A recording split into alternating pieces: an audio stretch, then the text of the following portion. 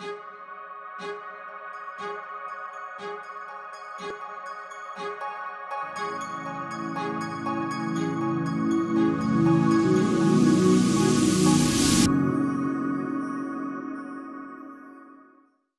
afternoon and welcome to Kitty Talks. We share inspirational life stories that empower you to create yours. Today I have with me the beautiful Squirrel Sisters. Hello, ladies. Hello. Oh, thank you so much, Sophie and Gracie, for joining me today. Just to tell you a little bit about these wonderful ladies, they have created their own health and wellness brand. The Squirrel Sisters have beautiful raw energy treats that they sell, and they've very much followed their passion and purpose by literally creating this business from scratch. We're going to hear more about their story this morning, about how they've kind of battled with having kind of gluten kind of intolerances, and how they've kind of turned that into their now passion, and obviously how they've now created their brand. But ladies, thank you for joining us. I really appreciate it. Thank you. Very excited to talk to you. Would you mind telling us a little bit more about what you're doing in the world, just so the listeners can get more of an understanding of your brand? Yeah. We are a health and wellness brand, and what we really stand for is having the best of both worlds. So we're very normal girls, and we, enjoy our lifestyles. We're very busy, but we, also like to be healthy. So it's really about having the best of both worlds and having fun while you find easy ways to be healthy. So that's kind of what we've always believed in, and how the brand actually came about. And so now what we do is we have a blog where we do recipes and lifestyle articles all around treating your health, which is our slogan. And we sell our raw energy bars, which we used to make together at home. Gracie used to make for me because I have a gluten intolerance. Oh, that's so nice. Yeah. Lovely sister you are. Well. That's kind of what we do. And what I love about your story is, you've taken your passion and you've turned it into a business, which is fantastic. Yeah, I think that's almost what we always say, that I think because it was a passion, it hasn't, obviously there are very stressful times, but it's not like we plucked an idea out of thin air and tried to make it into something. It was something that we were already doing. So because it was a passion, it has been a lot smoother and possibly a lot easier, because we are so passionate about it that when there are the stressful, difficult times, it doesn't really matter as much because we're so determined and keep going. And I think if it wasn't really a passion and we hit a harder time, we just give up. But because we have so much drive behind it, it's just, we just want to keep going and succeed. Well, I think it's when it's something you really enjoy, like you said, it doesn't feel like work because it's enjoyable, basically. Yeah, and that's, to be honest, that's very much the ethos of Kitty Talks. We want to inspire a generation of change makers to follow their passion and purpose and make a difference. So tell me a little bit more about the story, because I know Sophie was out in Hong Kong, or how did it all first happen? Singapore. Oh, Singapore. So Gracie and I lived in London together before I moved. We've always enjoyed cooking, and we used to cook together. And as I mentioned before, Gracie used to make the bars for me. And we were both at a point in our life where we were kind of wanted to make more of our passion for health and food. And so we decided to start a blog together to keep in touch. And it was such a fun way to, share our recipes and ideas, and just a really fun thing to do together. And I suppose as it grew, we realised, well, how much we loved doing it, first of all, but second of all, how kind of different our skill sets were in a very good way. So we both enjoyed doing different things and were better at doing different things. So when I decided to move home, it was kind of an easy decision to decide to make the blog into a business, especially because we had the recipes ready to go with the bars as well. Wow. So was it a bit like, but it sounds to me like it kind of organically evolved because you set up the blog and then you two would just kind of communicate backwards and forwards. And then did you gain a bit of a following? Yeah, we did. So that was kind of part of the reason why we decided to make the blog into something a bit bigger and into the business. And we did have obviously all the social media accounts and grew quite a nice following that way. And we were getting more views on our blog each week. And it just felt like the natural kind of next step to turn it into something even bigger and make it more accessible in terms of having an actual product that's the blog. And with social media and stuff, we kept it very quiet. We didn't tell anyone. We didn't really tell people about our blog because it was something that we just wanted to see how it went. It was just a passion, a hobby. We never knew it would turn into anything bigger. And eventually, obviously, as we decided to launch the product, we started telling our friends about it and stuff. A few found out from social media anyway, through kind of just finding us. Which was, they're like, what is Squirrel Sisters? Yeah. We were like, so yeah, we kind of kept it really quiet to begin with because we just wanted, it was just fun and we didn't want it to kind of anyone to have an opinion. Yeah, because it can be a little bit daunting doing a blog because you're putting yourself out there, and we were a bit self-conscious about it at first as well, and we didn't know what would happen. It was just a hobby at first, so we didn't really want to make a big thing of it, and then we might have found something else we preferred doing and gone down that road. So we just wanted to do it ourselves and see how we enjoyed it. And Sophie, tell me a little bit about your gluten intolerance. Like, how did you find out that you were gluten intolerant initially? So years ago, one of our mum's friends was training to do kinesiology. And at the time, I was a teenager, so I had bad skin and I was tired and things like that. All those things that teenagers feel, not really why. And she did some tests on me as a kind of using me as a guinea pig, and found out that I was gluten intolerant and a few other things. But at that age, I didn't really take it too seriously. I didn't fully understand kinesiology either, and obviously it's not a proven method. So I would still have it a little bit throughout uni and things where I probably didn't look after myself as well as I should have been. And then I started taking it much more seriously when I had an operation, and my body just reacted. It wasn't a big operation, but my body reacted really badly to loads of stuff. My immune system must have just been completely shot to pieces. And that's when I had to start eating a lot more naturally. To completely cut out gluten and even sugar at that point as well. And then I moved to Singapore, and again got a little bit lax with the gluten thing, and I was in a country where I wasn't used to the way things were cooked. Even the water was different, so I really struggled with my health. And then when I decided I hadn't realised that gluten was in loads of sauces as well. It's in everything, isn't it? Yeah, especially, in Asia it's quite challenging as well because they didn't understand it, and they're quite black and white with what you can and can't take out of a dish on a menu. If it's on the menu, that's kind of why you're ordering it. They're a lot better by the time I left, but at first it was very like that. And if you wanted to eat local food, obviously there was a lot of soy sauce and things like that. So I decided to get really, really strict about it, and it made a huge difference. And subsequently I've been tested using my hair actually, and that has come back several times saying that I've got the gluten intolerance. So now I just completely avoid it. And so many people have gluten intolerance, but they don't realise, from what I understand as well. It's quite a tricky one because it's obviously a fashion to cut it out. And I think the reason that it's good for people to cut down on gluten is because it is in so many things. So if you're avoiding it in some respects, it is better because it's not good to have too much of anything. But I think what people don't realise is that having gluten-free doesn't necessarily mean healthier automatically. So if you're buying gluten-free bread, for example, often there's other additives in it, which isn't necessarily that good for you. Right. That's what I found, especially when I was struggling after the operation.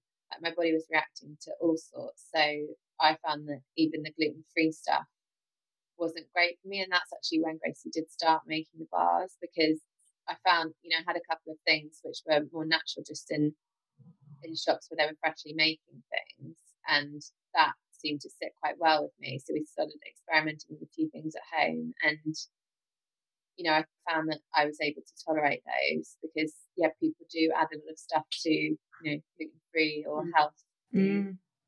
And for people listening who aren't sure if they've got a gluten intolerance, what are the kind of symptoms?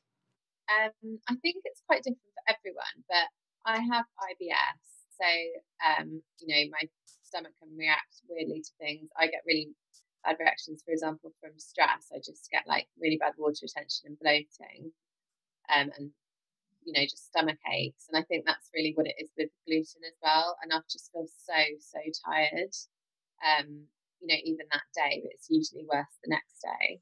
But I think if people are worried that they've got a gluten intolerance, I would say cut down on it to see if that helps, because I think often it's not necessarily gluten. It can be that, your digestive system isn't in the best health, and you just need to maybe do a bit of an elimination diet or try a few different things, because actually what's really serious about a gluten intolerance is celiac disease. And I don't necessarily know if I have celiac disease, but I just know that I'm better off when I don't have gluten, and my body just doesn't like it.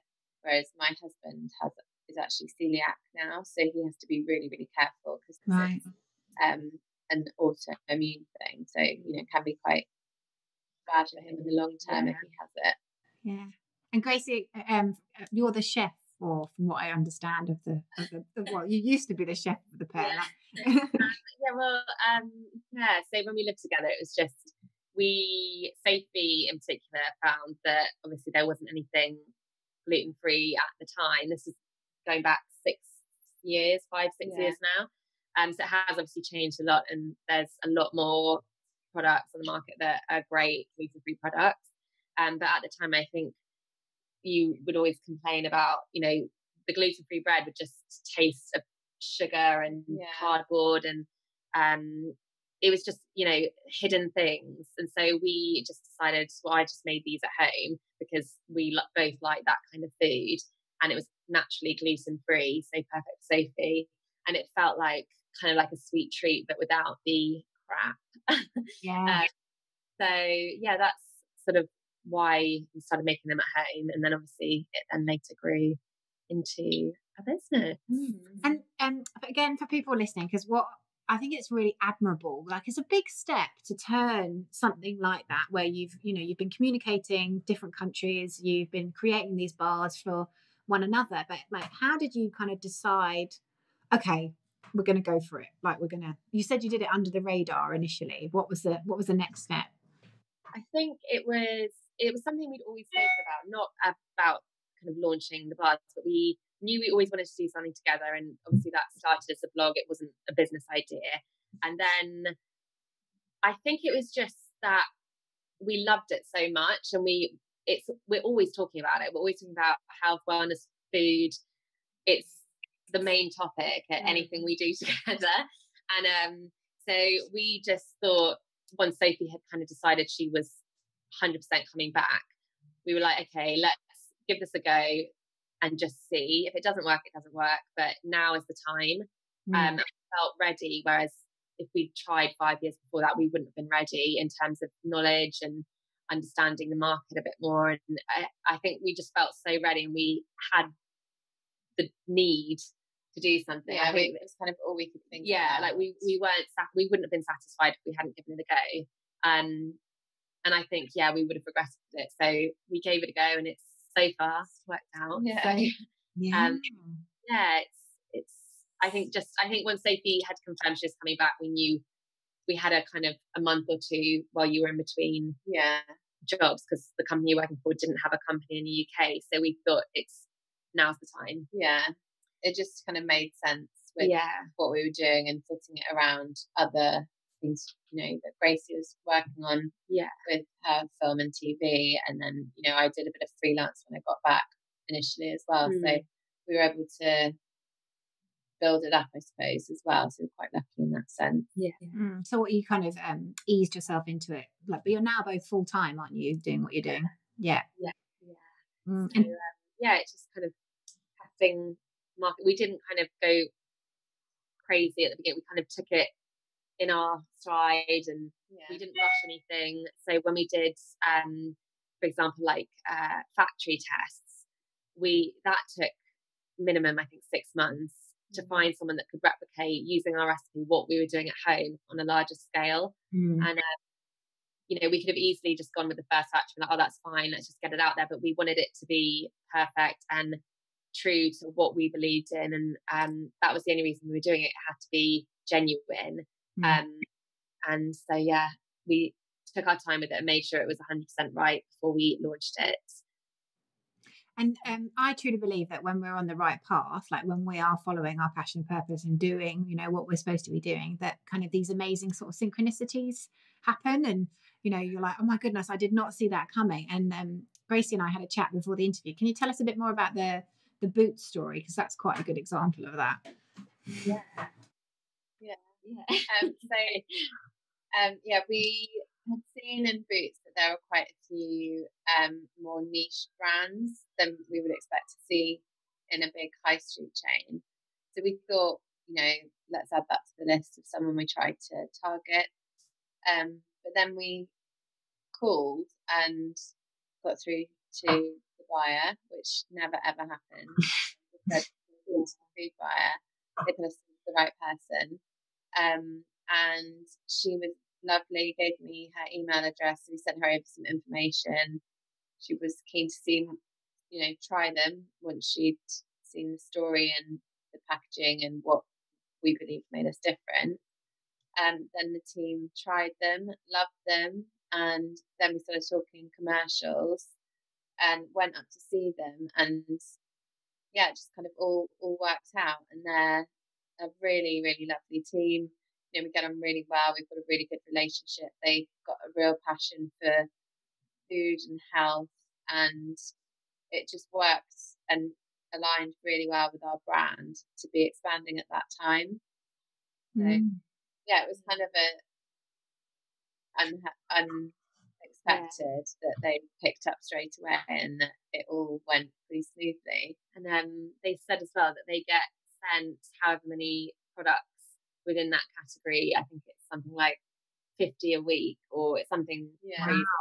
And they had said no to every other bar and just wanted us to come in. And then we found out in that meeting then and there that they were going to stock us. So it was just, it was such a good feeling. I think we were at that stage as well where we really needed something, because we'd been going for a year almost at that point. We're like, we're in amazing independents and health shops and delis and stuff, but we need that next step now, the big step that makes us nationwide and kind of more accessible and out there and known as a brand. So that we needed a boost, and that was just right before Christmas as well. It was really such a good feeling, and perfect timing really, because I think we got in touch at the right time, because obviously places like that have review processes and they maybe only do a couple of years, so just timing wise it was right as well. So that was a bit weird. And just getting through to the buyer the first time we tried calling, which to Boots is just crazy. So that felt like it was meant to be, definitely. That's fantastic. So tell us a little bit more about because obviously you've got quite a diverse line. Is it just not just kind of health and wellness bars? You're doing a few new products as well. Yes.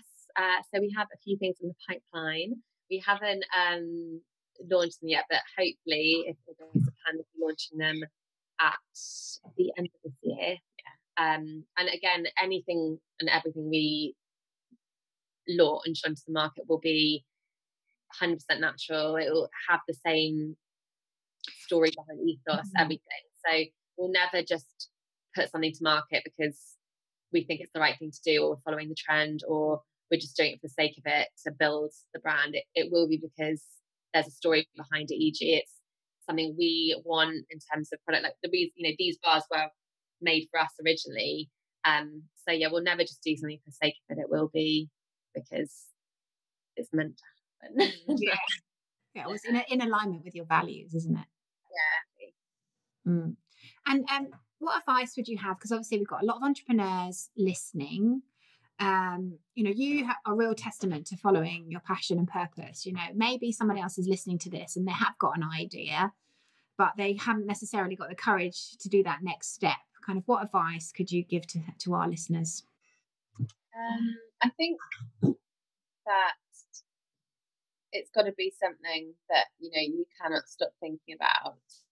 And if you really can't stop thinking about it and you love it enough, or think it's a good idea enough, I would maybe run it past a few people, go and meet with other businesses who are perhaps in a similar field. I wouldn't approach direct competitors, and, you know, talk to them about your ideas and see what the feedback is, and, you know, kind of build up your network of support. We did that. I mean, we'd already decided we were going to launch, but speaking to other people, you know, we went for food brands who were, you know, more advanced than us in terms of how long they've been launched for, who we just really admired and wanted to find out what they thought, and that really helped us and actually really spurred us on. Yeah, I think, yeah, following on from Sophie, I think passion, persistence, and patience. Oh, the 3 Ps, I love it.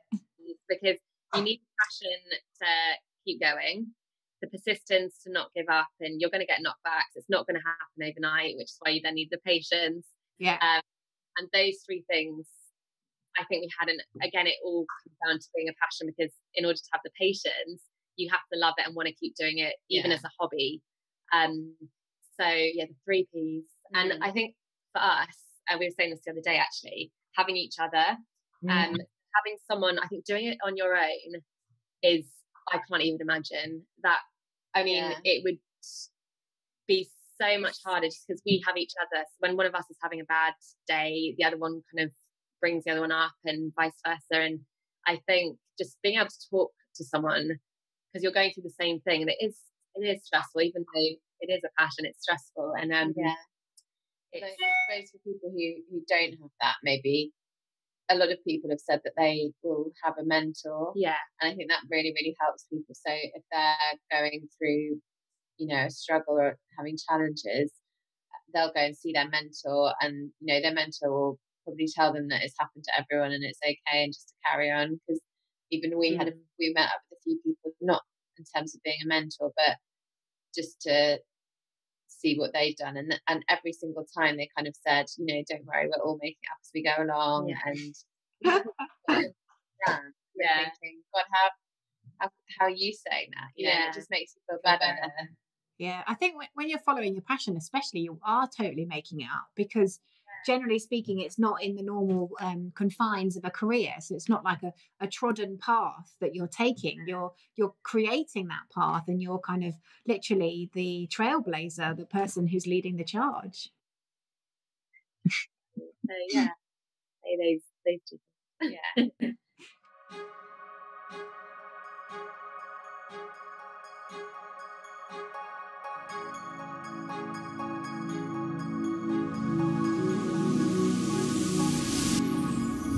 Thank you so much for listening to Kitty Talks. Be sure to head over to our kittytalks.com website and become a member of our exclusive club, and you'll get free interviews and access to our private Facebook group, exclusive webinars and secret success interviews. See you there.